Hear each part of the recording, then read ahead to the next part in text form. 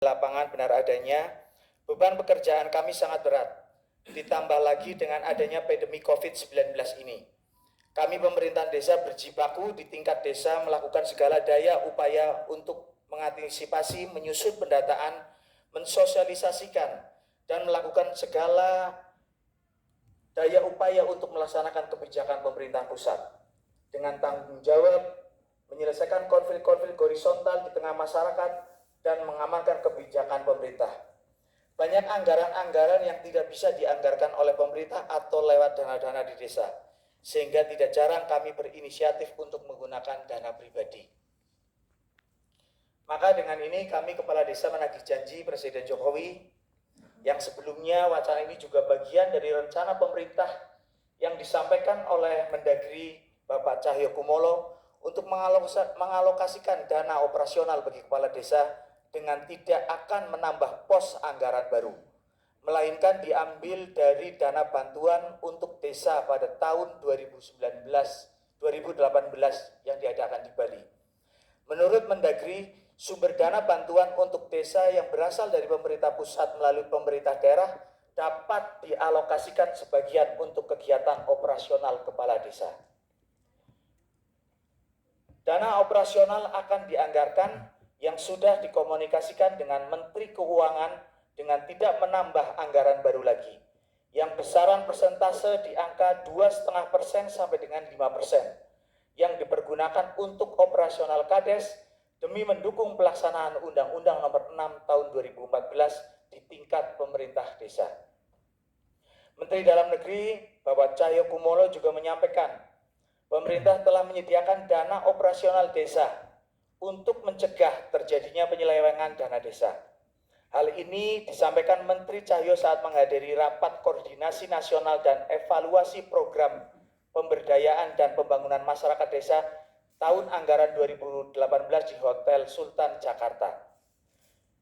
Menteri Cahyo menyampaikan dana operasional desa merupakan dana yang diperuntukkan bagi kepala desa untuk menjalankan program-program yang bersumber dari dana desa.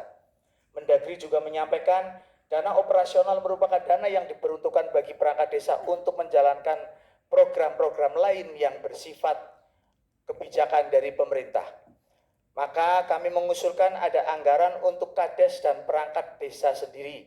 Jangan sampai menggunakan anggaran desa ini yang justru implikasinya ini ada temuan BPK, temuan inspektorat, temuan kejaksaan, dan sebagainya.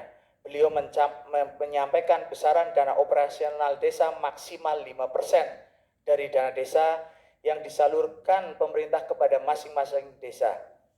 Mendagri menambahkan dana operasional desa nantinya masuk pada alokasi dana desa atau DD yang disusun Kementerian Keuangan yang sedang diproses oleh Kementerian Keuangan lewat dana desa maksimum 5% dari anggaran dana desa. Hal ini sudah disampaikan tahun 2018.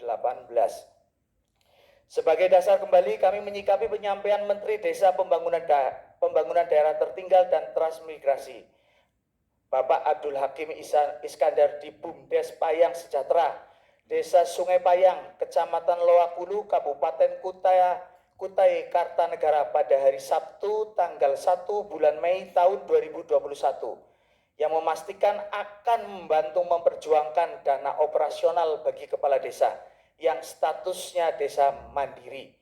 Namun perlu digarisbawahi, status desa tidak hanya mandiri.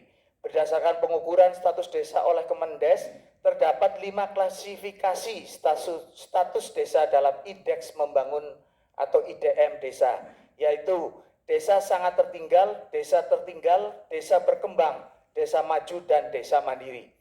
Dengan adanya dana operasional tersebut, justru sebagai motivasi dan adanya pengikat kepada kepala desa untuk berupaya semaksimal mungkin untuk memajukan desanya untuk mendapat status desa maju, selanjutnya diharapkan menjadi desa mandiri jika fasilitas-fasilitas kebutuhan desa sudah terpenuhi.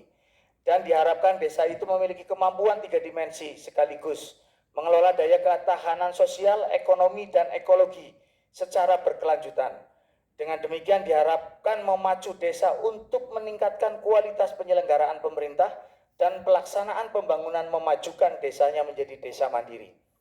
Kami menilai dana operasional penting untuk menunjang tugas dan fungsi Kades, karena kepala desa butuh pembiayaan agar pergerakan efektif untuk mencapai target-target pembangunan desa. Dan kami mendesak Bapak Presiden dan Menteri Desa PDT merealisasikan janjinya. Untuk itu kami meminta dibantu oleh Bapak Ibu Komisi 5 yang membidangi pemerintahan untuk mendukung secara politik pengalokasian 5% dana desa untuk kepentingan operasional kepala desa. Karena dalam peraturan Mendes PDT nomor 7 tahun 2021, anggaran dana desa 2022 difokuskan untuk 3 kegiatan, dari pemulihan ekonomi hingga mitigasi bencana. Segala bentuk pelaksanaan pembangunan atau pertanggungjawaban penggunaan dana desa adalah kepala desa. Tuntutan bagi kepala desa begitu besar untuk pencapaian target dana desa. Dengan begitu, luasnya sasaran yang harus dikawal oleh kepala desa, maka penting untuk memberi penopang bagi kerja kami selaku kepala desa. Alokasi 5% ini setidaknya menjadi penyemangat sekaligus pengikat bagi seluruh kepala desa.